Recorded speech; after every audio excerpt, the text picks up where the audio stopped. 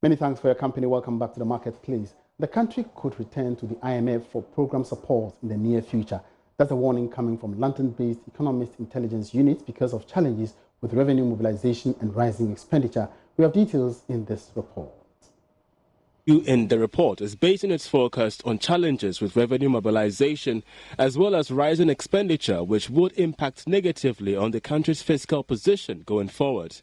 This would again raise some credibility issues about government commit to fiscal discipline even without the IMF. The EIU's prediction might be similar to what some economists and analysts had also said about the likely implications that the country could return to the IMF. This is because it looks like the country's challenge with the revenue mobilization and even rising expenditure may not be ending anytime soon. This could force any government to turn to the fund for policy credibility, which was why Ghana was forced to go to the IMF for support.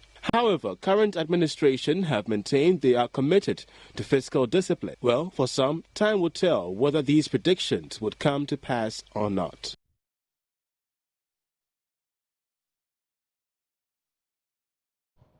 Now, Governor of the Central Bank, Dr. Ernest Addison, has admitted that efforts by the Monetary Policy Committee of the Bank of Ghana to bring down the policy rates expected to impact on lending rates is being undermined by the high rate of non-performing loans in the banking sector. According to him, records by the central bank indicate that the country's non-performing loans stood at 18% as of March 2019, a development he says is bad for the industry. Dr. Addison further recommended that the government should set up a specialized court to deal with cases of financial service providers in order to expedite action on recovering loans. The governor made a call at the ongoing 4th Ghana CEO Summit, Accra. 3-day monetary policy committee meetings where we discuss and review developments in the global economy as well as the whole, focusing on real sector developments, monetary and financial developments, and the fiscal developments. And on the basis of that, we'll take a decision on where to place the policy rate. For this reason, this morning, I'll stay away from the issues of monetary policy, in particular, interest rates, exchange rates, etc., but rather focus on the financial sector and try to recollect some of the processes and reforms that we have implemented over the last 2 years to address the serious lapses in governance and weaknesses in some of our banks, the systemic nature of some of the infractions which have put several depositors' funds at risk and weakened public trust in the industry. Remember, we took the challenge, daunting as it was, to clean the sector and safeguard the solvency and stability of the banking system, as well as the financial system as a whole, due to the interconnectedness of the banks with the other specialized deposit institutions. Permit me to enumerate some of the reforms that have been implemented to safeguard the stability of the financial sector, to ensure its safety and soundness, aligning the macro and the micro prudential risks to bank capital, and addressing cross-sectoral and cross-border risks to the industry. The governor also disclosed that the receivers of all the consolidated banks as a result of the recent banking sector reforms have been facing some challenges with the asset recovery of the affected banks.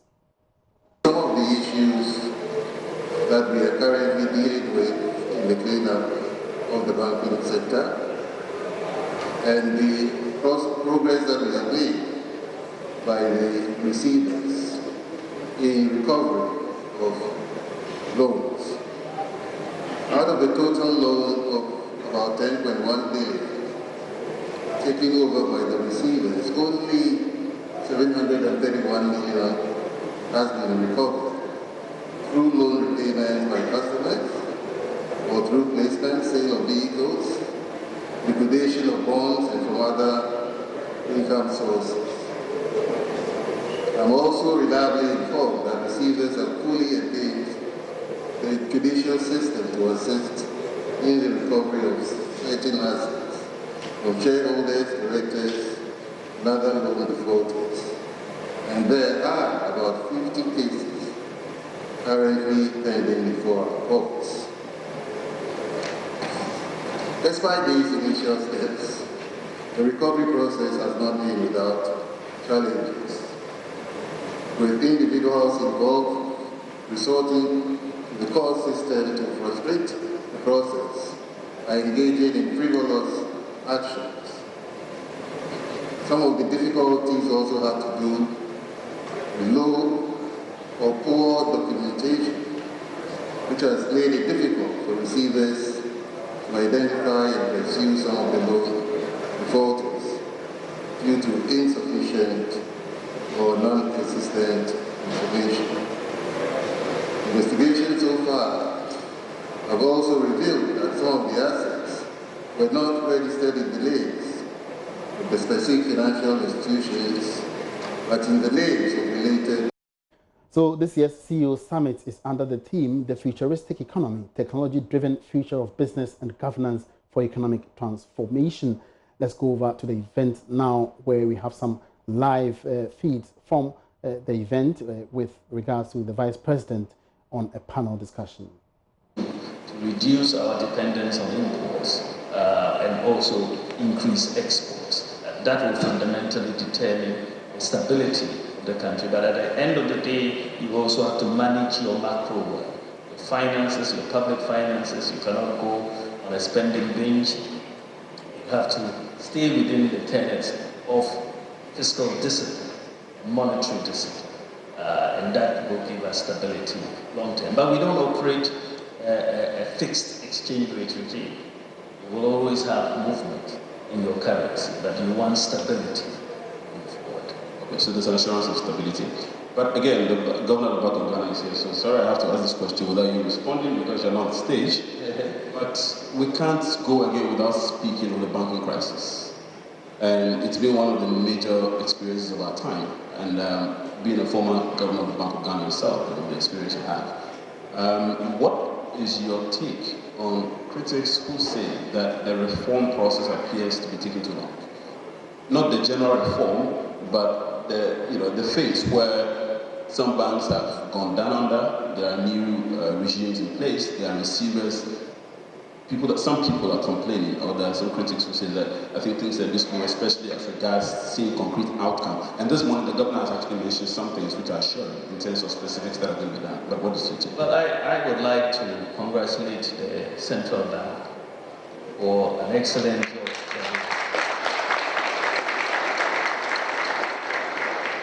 They faced a very difficult situation, and I don't think a lot of people in this country understand how close to the brink we were. Not many people understand that we were really close to the brink. And we've been able to save the deposits of about 1.5 million people, depositors, been able to do that. And so the system was really weak and on the verge of collapse, and they've had to come in to implement a consolidation process, and so it is not going to be done in one day.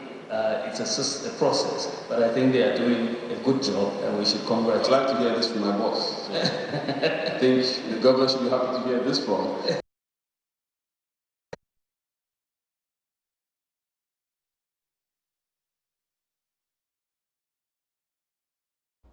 All right, so you're still live on the marketplace. That was the Vice President, Dr. Mahamudu Bawumia, interacting on a panel discussion at the ongoing 4th CEO Summit in Accra. Meanwhile, the Vice President, Dr. Bawumia, has set June 2020 as the deadline for all government agencies and ministries to go cashless. The Vice President earlier spoke at the ongoing 3rd Africa Leadership Conference. He explained that the need to go cashless is aimed at ensuring efficiency and reducing corruption in the country. Because of mobile payments interoperability, we have set a target Today, Ghanaians are able to pay their taxes using mobile money accounts. Today, we've also set a target that within the next 9 months, we expect at least latest by June 2020, let's put it that way, government will no longer receive cash for any services. We will only go cashless and electronic. That is the goal that we have set. Because the technology now allows us to do so. You can pay for anything. If you don't have a bank account, you have a mobile money account and you can still use it. So we are going cashless. We did a pilot in the Ministry of Tourism by going cashless. And the revenues of that ministry increased fourfold. Just one ministry. You had a fourfold increase by not accepting cash. It means that the cash was coming but going somewhere else. So we are going to plug that loophole by going completely cashless across the board, across government. And the work is quite advanced in this area. But we're also going to be making sure that you have internet resource centers across all the districts in Ghana. We're going to leverage on all the old post offices who don't seem to know what to do to provide all the services that people can go and do that. And that was the Vice President on the deadline for the country to go cashless by June 2020. We're trying to reach my colleague Charles Aite, who has been covering the event for other updates. As and when we get through to him, we'll give you some more on that story. Away from that, residents of Assin Asamankese in the central region have taken the initiative to convert all idle land within the community into farms and the government's planting for food and jobs. The community members say it is not economical to leave many plots of land without use. They have come together to convert a portion of land earmarked for a cemetery to plant maize and other food crops to serve the community and for commercial purposes. DC of Assin South, who learned of the initiative, is encouraging communities in the district to take a cue from their counterparts at Assin Asamankese. Scores of enthusiastic residents at Assin Asamankese working their heart out to undertake the communal project under the Planting for Food and Jobs program. Led by the assembly member for the area, the community folks have decided to convert all idle land into something productive. They started with the land that has been earmarked for a cemetery, a land that has not been used for ages. DC for Assin South, Derek Owusu Ambrose, who got wind of the initiative, moved to the community to offer them his support. So they've decided to cultivate some maize to raise revenue for the development of the people of Asamankese. It falls within Planting for Food and Jobs. The president's vision was set aside for the planting. So being the DCE for the area, I passed by early in the morning to see what they were doing, and I was really encouraged. The DCE wants other communities in the district to emulate what the people of Assin Asamankese have done. What we intend doing, you give them the chemicals, that one is free of charge. I also liaise with the agric director to see if you can give them some fertilizers to boost the yield. It's a very good initiative. So I entreat other communities to emulate the good example of the people of Assin Asamankese. District Director of Agric, Jacob de Grafsaki, has also promised his outfit will support the community technically and with some resources to make their farming venture successful. And we want to introduce to them new method of row planting that makes it easier in ecologies where you have a lot of volunteer fire palm plants on the field. The residents believe the initiative should spur other communities on to embark on a similar venture to increase food production and also for the proceeds to develop the community.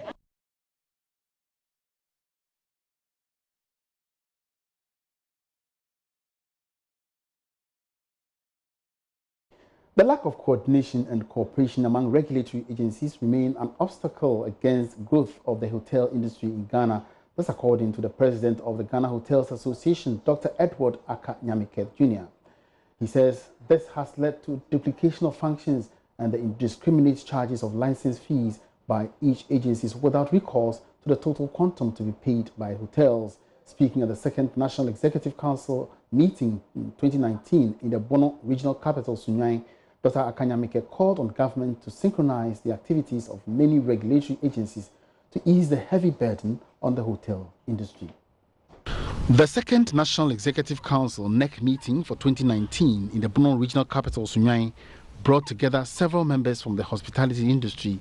It also offered an opportunity for some of them to air out challenges undermining growth of the hotel subsector in Ghana.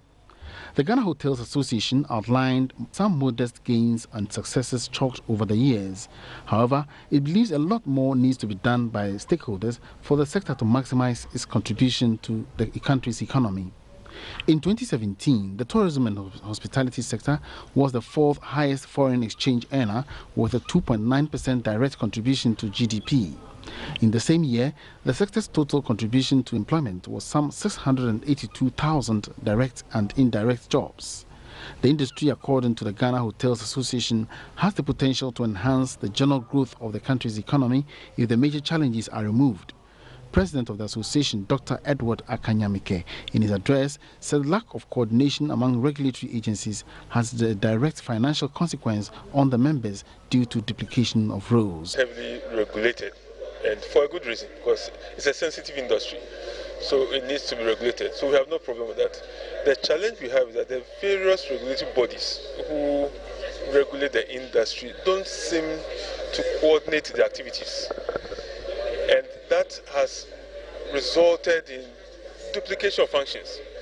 You remember during the discussion, we indicated that we have cases where this one hotel, there'll be somebody from NADMO who will come and check whether your surroundings is okay, whether your fire is well. Fire service also does the same thing. The GTA also does the same thing. EP also comes to do the same thing. We are calling for some synchronization of their activities. Dr. Edward Nyamike also registered their displeasure about the one-sided nature of disbursement of the Tourism Development Levy, which had accrued to 39 million cedis as of 2017. He suggested the fund could be developed into a financial institution for the granting of soft loans to operators to support the hospitality sector. We have, you see, Tourism Development Fund is not only in Ghana. There are other countries who have it. You know what they do? They set up a portion of the fund to grant soft loans to the operators. You see, they grant soft loans to the operators. We are even looking at the point where the fund aspect of it can be developed into a bank. Okay, like we did for the Agri Development Bank. It was there to help the agri sector to develop. So why can't we have the tourism bank or something that when hoteliers go or the players in the tourism industry go, they are able to get the support. Some members of the Hotels Association also spoke to JoyNews. Have become old and we need loans to maintain them. So I would like to suggest to the government, if the 1% development fund is used in establishing banks to help the hoteliers to maintain the hotels. The industry now, the challenges that are affecting the industry, our operations are the multiplicity of taxes. We have about 21 taxes to be paid that are making our rate unaffordable. And back here in Accra, let's cross over again to the La Beach Hotel to get some more updates on the 3rd Africa Leadership Conference. My colleague Charles IT has been standing by for some more updates. Good afternoon, Charles. Welcome to the marketplace. Hello, Charles. Many thanks for having me, Mr. Rafi. So as you could see behind me, this is... Yeah, Mr. Rafi, could you hear me? Yes, you're on. About a few weeks ago, I was going to Marrakesh for a conference.